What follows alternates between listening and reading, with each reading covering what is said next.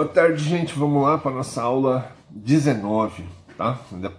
Continuando a falar ainda sobre Grécia Antiga, tá?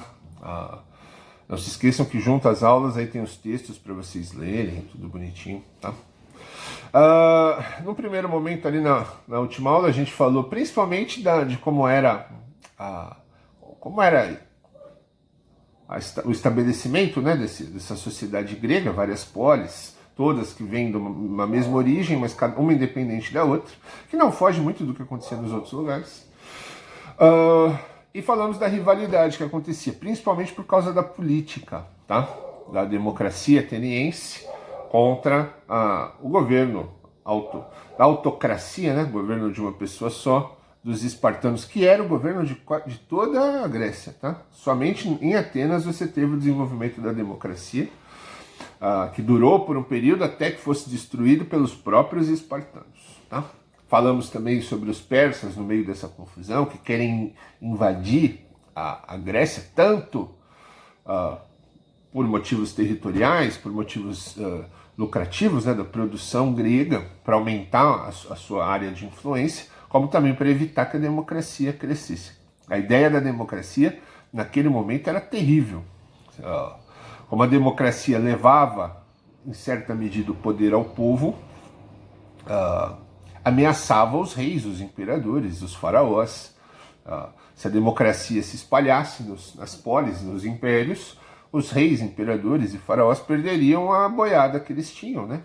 Então essas pessoas vão lutar contra a democracia, contra a expansão dos ideais democráticos. Falamos disso na última. Agora vamos falar um pouquinho da cultura grega. Eu vou usar um linguajar bem direto mesmo com vocês. Vocês têm os textos aí que vão te dar um conhecimento mais detalhado, com termos mais detalhados, mas eu vou procurar trabalhar a compreensão de vocês, que vocês entendam. Os gregos eram, naquela época, mais do que são o que é os Estados Unidos hoje. Hoje, por mais que as pessoas não admitam e tudo mais, o povo invejado do planeta são os estadunidenses, não são os americanos. Tá? O americano é quem nasce na América, nós somos americanos. O Brasil está na América. Quem nasce nos Estados Unidos é estadunidense. Embora eles chamem de americanos, né? Mas tudo bem. Tudo é dos Estados Unidos. Aonde estão as melhores músicas, os melhores filmes, os melhores esportes, tudo é Estados Unidos. Todo mundo, de um jeito ou de outro, queria ser os Estados Unidos. Quantas e quantas pessoas no mundo não pensam todo dia, porra, eu podia ter nascido nos Estados Unidos. A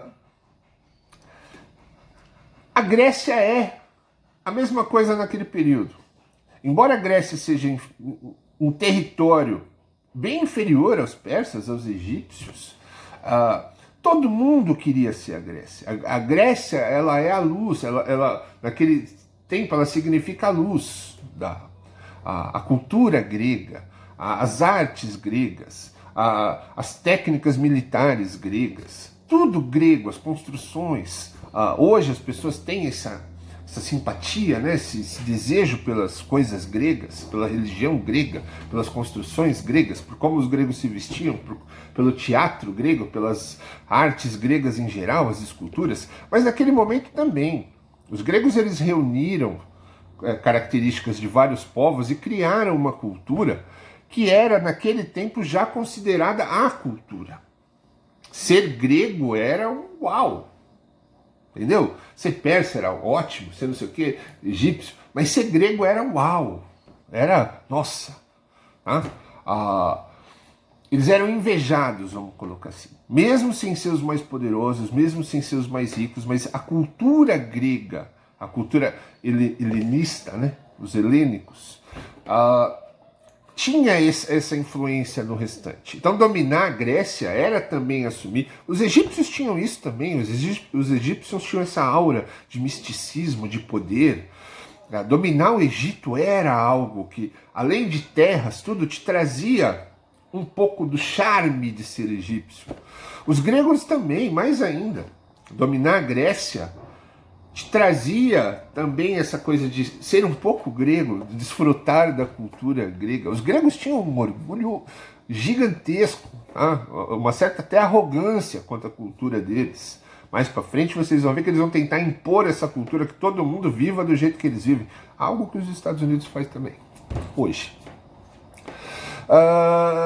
Se você tem dúvida disso, é só você olhar na geladeira da sua casa, na sua playlist do celular, nos filmes que você assiste, nas séries, e ver de onde vem, tá bom? Fica a dica. Só que na época era feito por guerra, hoje é feito pela mídia, hoje é feito por tudo mais. Mas vamos seguir o caminho. Então, esse desejo dos persas invadirem a Grécia está muito ligado a isso. Tá? Os gregos, todas as polis gregas, elas desfrutavam mais ou menos da mesma cultura, mesma língua, os mesmos hábitos alimentares, os mesmos hábitos de vestimenta. Os gregos, eles tinham um apego ao padrão de beleza. Tá? Óbvio que em todos os países, todos os impérios de todos os tempos até hoje, hoje a gente luta um pouco contra isso, espero que a gente vença.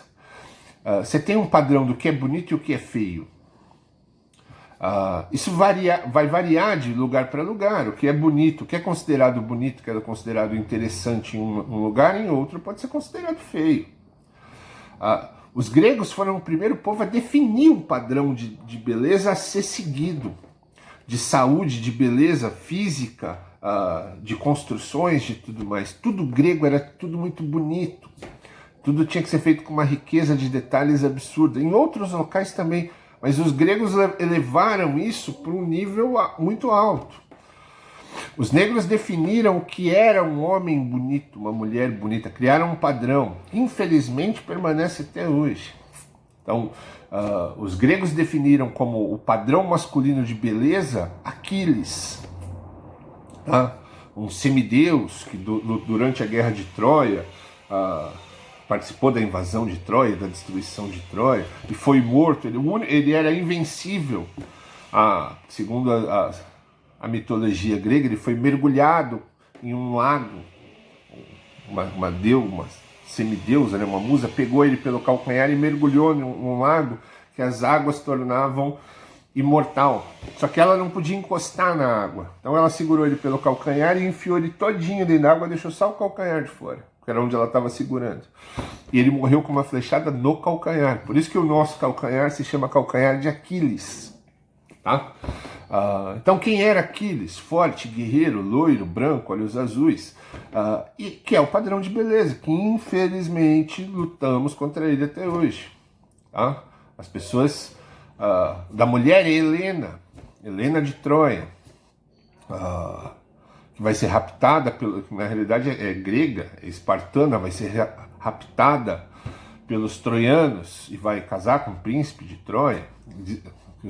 Na época era a mulher mais linda de todas e passou a ser o padrão de beleza feminino da época e que vai ser arrastado até hoje. E todos os gregos e todos passam a fazer o possível para chegar o mais perto daquele padrão de beleza. Se exercitar, tingir cabelo, tudo surge ali em busca do padrão de beleza. A Helena era alta, branca, loira, de olhos azuis. Que, por mais que a gente, infelizmente, ainda tem essa coisa. Tá? Infelizmente, você ainda tem essa coisa. Do homem padrão e da mulher padrão de beleza. Tá? Mesmo em lugares onde isso não faz o menor sentido, como no Brasil. Um país mestiço, com belezas de todos os tipos, e você ainda fica lutando por um mesmo padrão de beleza estipulado há 2.500, 2.600, 3.000 anos atrás. Não tem mais nada a ver com o que a gente vive hoje. Mas esse padrão de beleza surge lá.